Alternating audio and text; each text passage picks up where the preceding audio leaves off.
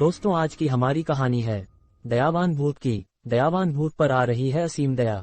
अभी अभी हाल ही में तो खमेसर आया था इस कस्बे में।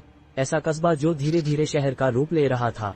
इधर उधर दूर दूर तक निर्माणाधीन बिल्डिंगें बिखरी पड़ी थीं।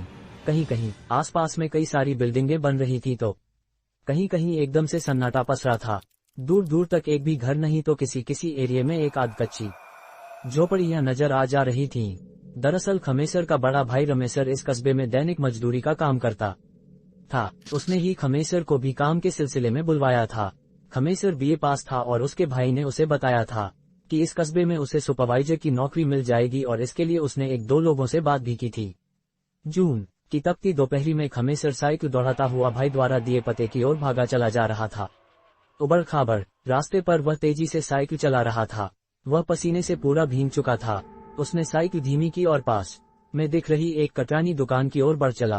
कटरानी दुकान पर पहुंचकर उसने दुकानदार को कागज पर लिखा पता दिखाया और दुकानदार के बताए हुए कच्चे रास्ते पर फिर से आगे बढ़ने लगा।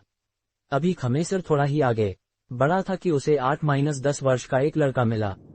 लड़के ने हाथ दिखाकर खमेसर को रोकने का इशारा किया और कहा कि अंकल, मुझे भी ले चलेंगे क्या? खमेसर रुककर वह पता दिखाया और बताया कि उसे यहाँ पहुँचना जरूरी है। फिर उस लड़के ने कहा कि यह पता उसे पता है और उसे भी उधर ही जाना है।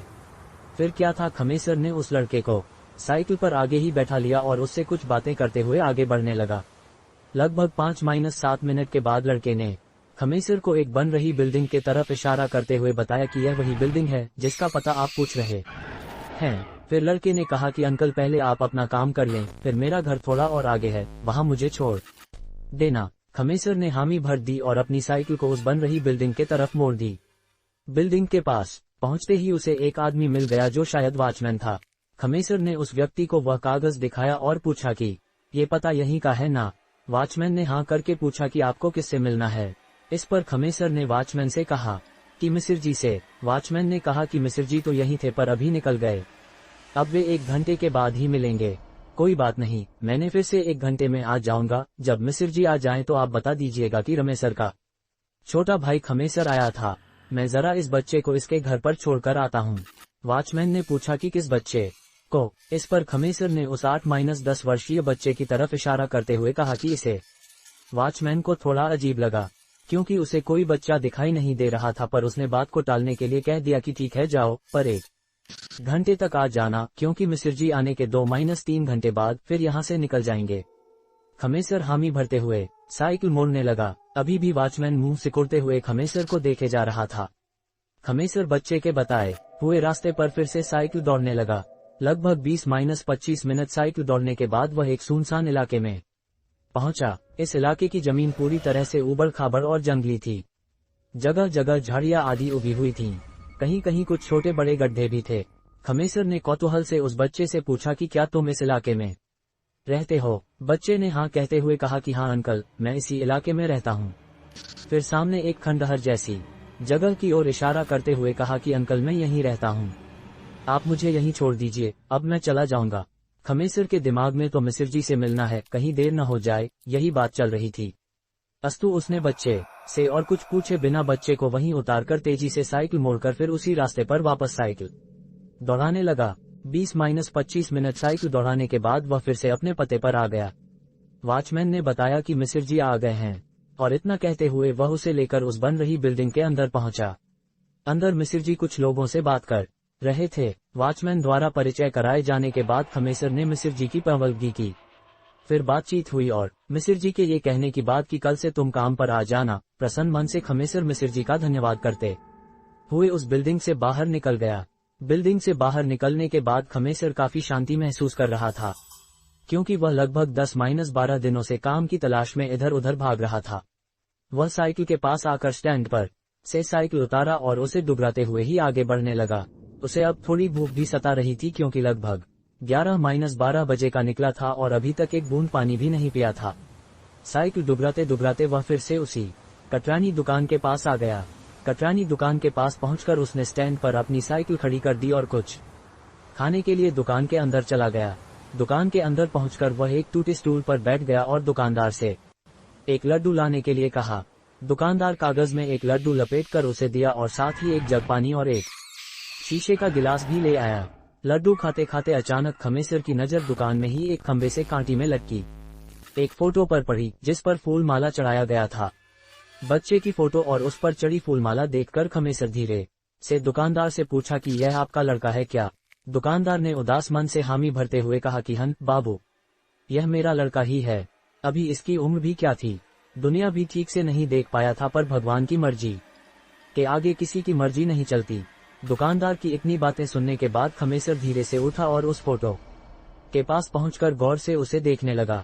फोटो को गौर से देखने के बाद अचानक उसे कुछ याद आया और उसके चेहरे पर घबराहट के साथ ही पसीना भी आ गया। उसके पूरे शरीर में कंपन शुरू हो गई। बिना कुछ बोले वह फिर से अपनी जगह पर बैठ गया। दुकानदार ने खमेसर के गिलास में चाय उड़लते हुए कहा कि बाबू, सबको जाना है पर समय से जाना अच्छा लगता है। यह मेरा लड़का बहुत ही होनहार और उपकारी था, सबकी सहायता करता था, यहाँ तक कि अपरिचितों की भी। इस एरिया के सभी लोग इसे बहुत ही चाहते थे। इसे इस नव निर्माणाधीन इलाके के बारे में पूरा परिचित था। जब भी कोई अनजाना कोई पता पूछता तो ये केवल पता ही नहीं बताता, अपितु उस व्यक्ति को उस पते पर छोड़कर आता था। इसकी वजह से सभी लोग इसे बहुत ही प्यार करते थे। लगभग 1 महीने पहले की बात है। एक दिन एक अनगोया अनजाना मेरी दुकान पर आया। उसे उसी जगह पर जाना था जहां से आप आ रहे हैं। मेरा बेटा उस अनगोये को लेकर वहां पहुंचा। उस दिन उस बिल्डिंग के दूसरे महले पर पेट आदि बांधने का काम चल रहा था। पता नहीं मेरे बेटे के दिमाग में क्या आया कि वह एक पेट पर चढ़ गया। अभी वह पेट पूरी तरह से बांधा नहीं गया था। उसका पैर फिसला या पता नहीं क्या हुआ कि वह पेट पर से गिर पड़ा और वहां से कुछ लोग उसे लेकर अस्पताल तक पहुंचते तब तक उसके प्राण पखेरु उड़ चले थे। इतना कहने के बाद उस दुकानदार की आंखें डगमगा गईं। अब खमेसर थोड़ा आराम महसूस कर रहा था, पर वह सोच नहीं पा रहा था कि इस दुकानदार को कैसे बताए कि अभी इसी लड़के ने उसे उस पते तक पहुंचाया था। अभी खमेसर कुछ बोले इससे पहले ही वह दुकानदार फिर बोल पड़ा, बाबू, फिर हमने इसे अपने बच्चे को मुर्दहिया पर ले जाकर दफना दिया। दुकानदार ने बातों में ये भी बता दिया कि यह मुर्दहिया आप जो पता पूछे थे उसके थोड़ा दूर आगे ही है। फिर अचानक खमेसर के भी आंसू निकल पड़े और वह रोते हुए दुकानदार से कहा कि काका, ये लड़का आज भी हमें उस पते पर पहुंचाया और फिर इसे मैंने मुर्दहिया पर ले जाकर छोड़ दिया, क्योंकि यह लड़का बता रहा था कि यह वहीं रहता है, पर मैं इसके साथ इसके रहने की जगह पर नहीं गया था। अब तो वह दुकानदार भी फूट फूट कर रोने लगा और कहने लगा कि बाबू, जरूर वह मेरा मुन्ना ही होगा, क्योंकि कल भी इसने किसी को किसी पते पर पहुंचाया था। पर जब उस व्यक्ति ने बताया था तो मैं बोल पड़ा था कि यह नहीं हो सकता, क्योंकि मेरे मुन्ना को गए तो महीनों हो गए हैं, पर आज जब आपसे साथ भी यही घटना घटी तो अब मुझे यकीन हो गया है कि वह मेरा मुन्ना ही होगा और वह मुर्दहिया से आकर अपनी इस दुकान के आसपास ही रहता होगा। अभी दुकानदार और खमेसर की बात चल ही रही थी कि खमेसर के पते वाला वह वॉचमैन भी चाय पीने वहां आ गया।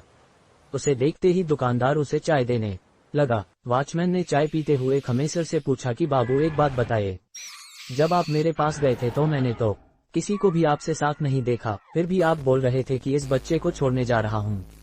उस समय मैं कुछ समझ नहीं पाया था। इस पर दुकानदार फिर से रो पड़ा और कहा कि वॉचमैन बाबू, वह मेरा मुन्ना था और इसलिए शायद आपको दिखाई नहीं दिया। अब वॉचमैन को भी सारी बातें क्लियर हो गई थी, क्योंकि उसने पिछले 15-20 दिनों में कितने अपरिचितों को कहते सुना था कि बच्चे को छोड़कर आ रहा हूँ। कहानी होती है, ये कहानी भी कहानी ही है और वह भी पूरी तरह से काल्पनिक। इसे मनोरंजन के रूप में देखें, पर यह कहना कि आत्माएं नहीं होती, ये बात मुझे हजम नहीं होती है। मैं तो बार बार यही कहता हूँ कि अगर भगवान का अस्तित्व है तो भूत प्रेतों का क्यों नहीं। शायद कभी विज्ञान पूरी तरह से इस पर से पर्दा उठा दे और मेरी शंकाओं पर विराम लग जाए। जय Bajrang Bali. Thank you for watching this video. अगर वीडियो अच्छा लगा तो लाइक करें और कहानी के बारे में कहना है तो कमेंट करें। दोस्तों, चैनल को सब्सक्राइब करें, आपके सपोर्ट से हमें मोटिवेशन मिलता है। चैनल को सब्सक्राइब करें और बेल आइकन जरूर प्रेस करें ताकि आपको नेक्स्ट वीडियो की अपडेट मिल सके। धन्यवाद।